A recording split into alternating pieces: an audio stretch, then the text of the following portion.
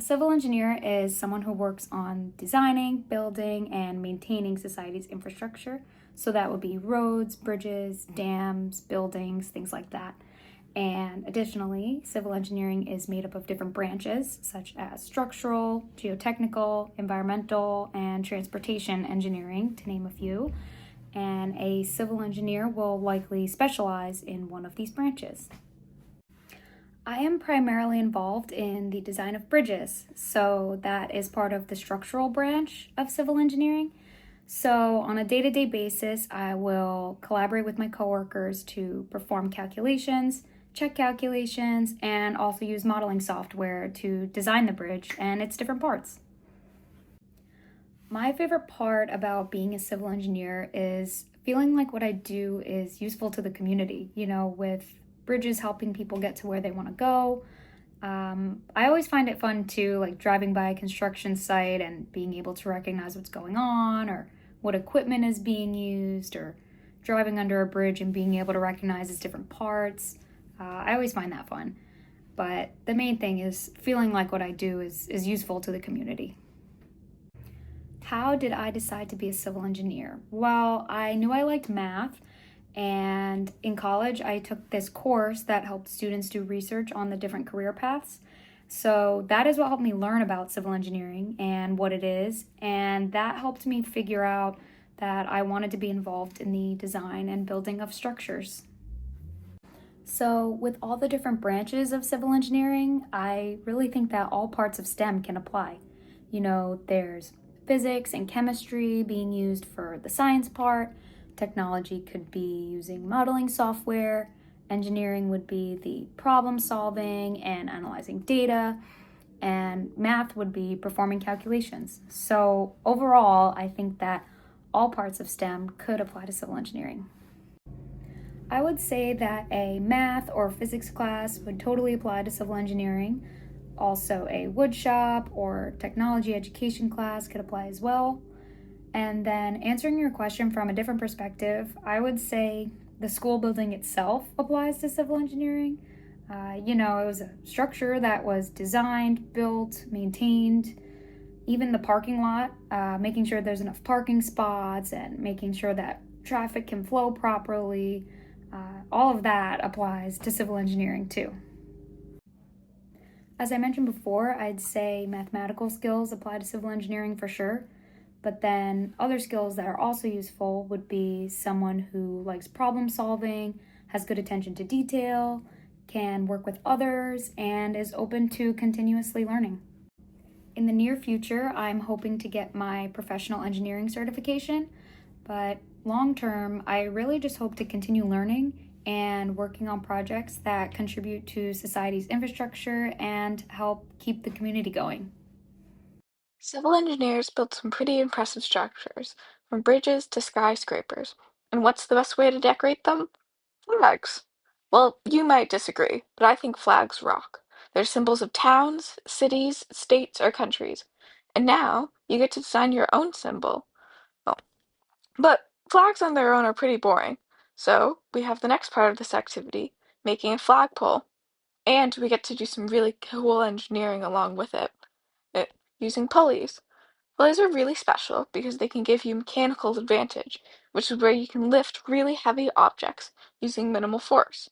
But today we're going to be using another property of pulleys, which is how they can change a force's direction. That's how somebody can pull down on a rope on a flagpole and the flag rises.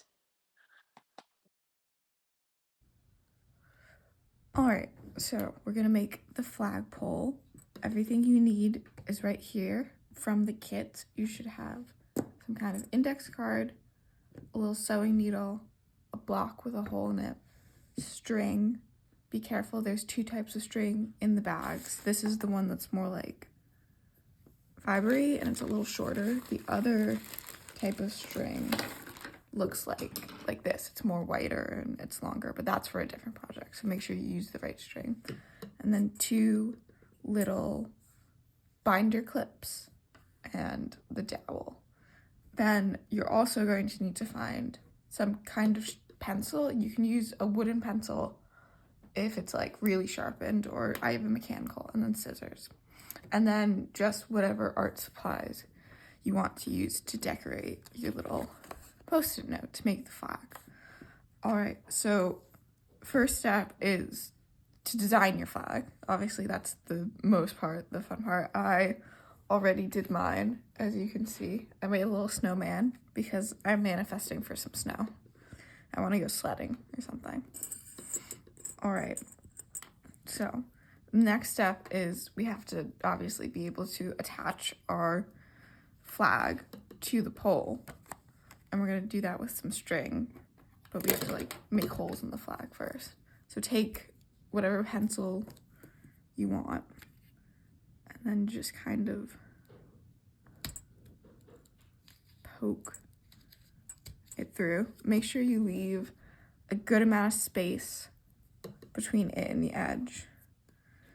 And then also make sure whatever design you drew won't be impacted by the pencil poking. So my little snowman remains intact. So after that's done, you can assemble the rest of the flagpole. Kind of easier to do on the ground.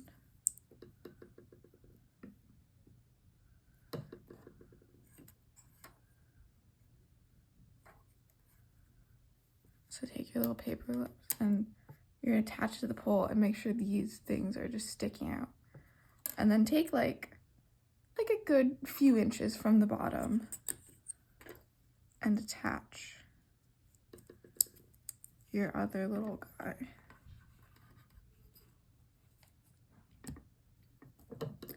Make sure they're kind of in the same direction. I kind of just lined them up on the table.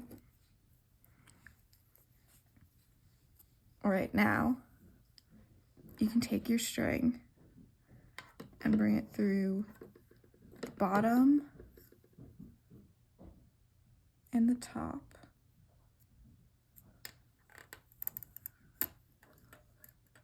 So now your flagpole is all ready to receive your little flag. Now you can do this without the sewing needle if you want. I just find it easier with. So put your flagpole like this. And make sure you line up your flag so it's going the right direction. And then take your sewing needle and just gently bring it through. It's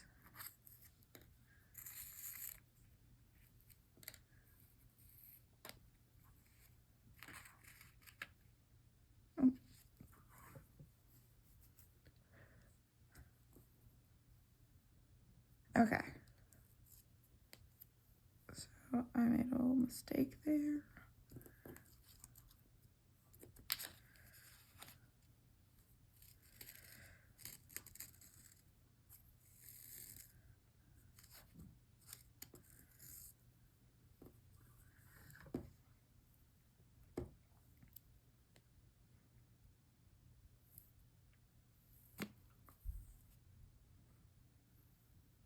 One thing that's important to remember when you're doing this is that you want to come up through the bottom the first time and then down. So the string stays on the same side. All right, so now that your flag is attached,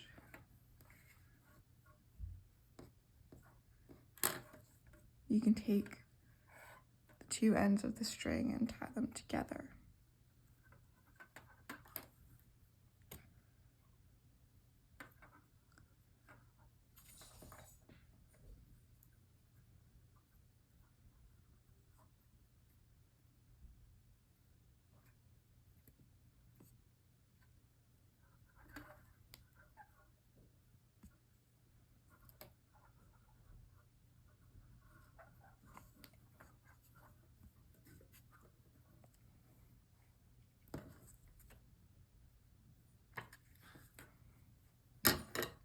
And just cut the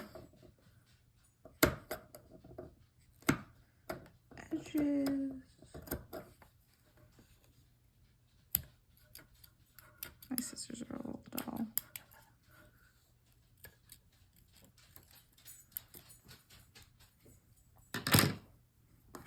All right, we can put all that away. And now, all that's left to do is attach the base to your flagpole. Sometimes it's easier if you flip it around. And then, yeah, flagpole's all ready to go.